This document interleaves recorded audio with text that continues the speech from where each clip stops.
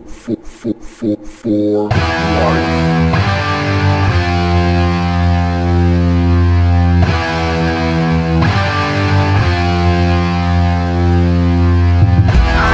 What is going on, Brotherhood? Welcome to a brand new video. Today we have a Q&A. So I asked for your guys' questions over on Instagram and Twitter. If you are not already following me, those are in the description. Instagram is undisputed_brotherhood. Twitter is at undisputedtj_YT. So go follow me there and interact with me. Check out all our stuff over there. So I did ask for your questions for this Q&A video. I'm going to very quickly rapid fire them basically, just because I did get a lot of questions. I'll try and put the person's name on the screen though, so it'll just make this video a lot quicker. I won't have to read out the names. It takes a while, and I don't want to waste your guys' time. Just like, you know, that way I can get this video out faster. But anyways, let's not waste any more time and get right into the first question. My favorite match of all time is John Cena versus CM Punk from Money in the Bank 2011. At the time I was a young kid, John Cena was my favorite wrestler, and that sort of really introduced me to CM Punk and made me fall in love with him. It was just an amazing match. I still go back and watch it every now and then. To this day, it's just phenomenal. Punk is amazing. Cena's amazing. I really wish they would have played up the story a bit more of Punk leaving, but nonetheless, that match is just awesome. It is really, really hard for me to say if I have an absolute favorite figure of all time. I've collected so many over the years. There's been so many amazing releases that I haven't got my hands on. So right now, my favorite one in my collection has got to be the Network Spotlight Finn Balor. My favorite one by Mattel, that is. I know I'm not going to really count customs because that doesn't really count. But the Network Spotlight Finn Balor, by far the best Finn Balor we got. Probably my figure of the year still at this point. If Roman Reigns is not facing Brock Lesnar at WrestleMania, I would personally love to see Kevin Owens take on the Beast. If Cena versus Mahal and Reigns versus Lesnar is the way WWE is headed for WrestleMania, I would, I guess, rather see John Cena win the Royal Rumble, but I really don't want to see either one, to be honest. Hopefully AJ wins the WWE Championship this Tuesday night. I don't really want to see anybody else join the Shield, but if we had to, I think Cassius Ohno would be pretty cool from NXT. For those of you who didn't know, he was originally going to be in the Shield instead of Roman Reigns, so I think that could be kind of interesting. We could have got a glimpse at what the Shield would have been rather than with Reigns.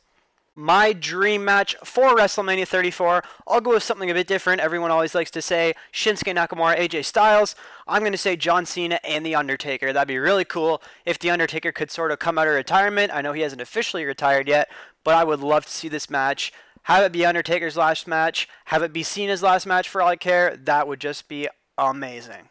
I would rather have the Balor Club team up than Bullet Club come to WWE, just because I'm worried that WWE wouldn't treat the Bullet Club very well, as we can see with the booking with Gallows and Anderson and even Finn Balor. My thoughts on the recent sort of tension between ROH and WWE, I don't really think a whole lot about it. I mean, the Cody Rhodes Roman Reigns thing was kind of interesting, and WWE has been stealing a lot of ROH's talent recently, but I just honestly don't see anything happening. WWE is not going to work with an outside promotion, sadly. But I guess it's kind of great for Ring of Honor, getting them a lot of exposure, which is always a good thing. I am 16 years old, and the figure right now that I am most looking forward to is the Epic Moment Hardy Boys.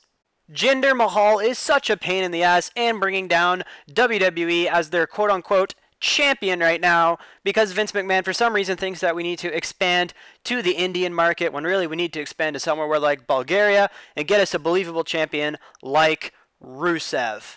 It usually takes me around a week or two from starting to record to processing and uploading a pick-fed video for UWF. And I know it sounds cheesy, but the editor I use is iMovie. I'm just very used to it, so it's what I'm comfortable with. I definitely do want to upgrade to Final Cut Pro in the future, though. I honestly cannot say how many figures I'm going to be getting for Christmas. I'm not sure exactly all the ones that are going to be out. Definitely a lot of elites. I'd love to get the Epic Moment Hardy Boys, but I don't think they're going to be out until 2018 from what I understand. I don't even think we're going to get the Jericho and Owens Epic Moments line in time for Christmas. But there is a lot of figures out there. I already did do a cover on Ringside Fest, a video, all my coverage, my thoughts on the figures. So if you want to see that, do check out that video. I posted it a few days ago. So I don't know, maybe I'll make a video soon about all the figures I want to try and get before Christmas. I honestly can't really say what made me really start collecting figures. I just remember one time, I think it was for Easter, I got a John Cena and Randy Orton 2-pack, as well as one of the old spring rings. And then like a week later for my birthday, I ended up getting a Batista and Undertaker 2-pack, and then I went and eventually bought a bunch at a yard sale, and then it all just grew from there. I honestly couldn't really give you a top 5 Mattel figures of all time. Once again, I'm not like Grim. I don't own every single one of them. But once again, my favorite currently that I have is that Spotlight Finn Balor. I honestly don't really have a favorite song of all time, but right now I really do love Judas by Chris Jericho's band Fozzy. If you have not heard it, it is absolutely amazing. If I could go back in time and join any faction in WWE history, I've got to say I would join the Shield. They are just so badass. That would be so cool to join the Shield. All the great moments they've had, all this great single success they've had since then. I don't really know how to explain it exactly, but I just love the Shield. It would be so cool to join them. I have got way too large of a figure collection and accessories to name them all off, but perhaps I'll do a collection video around New Year's. Maybe I did one last year, so maybe I'll do it again this year. I don't know. Let me know down in the comments below if you want to see a collection video around New Year's. I have not got to watch the full interview with Bill from Mattel from Ringside Fest this year. I was just in the middle of it before this video, and so far I thought it was pretty interesting. It's always cool to kind of get a designer's perspective on the whole Mattel line rather than a fan or a collector like myself, so I thought it was pretty good so far. No, I obviously do not like WWE. Yes, someone seriously asked this. No, I definitely don't like WWE. I don't make videos about them or have a massive collection or do pick fetting or anything like that. So no, I absolutely hate WWE. I love TNA. The best WrestleManias, in my opinion, are WrestleMania X7 and WrestleMania 30, and my favorite match between the two of them would probably be the Dudleys, Edge and Christian, and the Hardy Boys. Who is my favorite YouTuber? I have got so many favorite YouTubers. In terms of wrestling, guys, just look at the featured channels and usually the people I mention. Everybody in the YWO, you know, like MDT, G Natty. But if we're talking non-wrestling YouTubers, it is definitely After Prison Show. I think that guy is absolutely hilarious. Joe, you are awesome. I would absolutely love to see Triple H take over the WWE, and the obvious reason is because he knows how to book NXT just so well. The promos are way better, the matches are amazing. It would just make so much more sense for a guy who is more in touch than Vince McMahon to be running the company. I do not really feel that bad about Sami Zayn and Cesaro's treatment at the moment. Cesaro's in a great tag team with The Bar, and Sami Zayn just turned heel, and things seems to be going a little bit better for him. But yes, I hate it when they mistreat people. It really, really sucks. There's some great guys they could push. Luke Harper and Apollo Crews are two that immediately come to mind.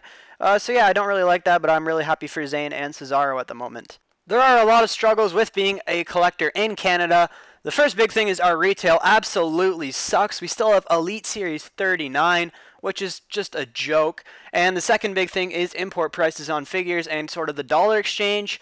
Basically, $1 Canadian is around 70 cents US, and that can really, really stack up, and it costs us a lot more money, and it really costs a lot to ship stuff over the border. Thank God for Walkoutwear. They've got some really good cheap codes. I always like to promote them because they saved me. So yeah, if you ever want to buy figures and you're an international collector, I definitely recommend them. Link is in the description. Code Undisputed saves 22% at checkout.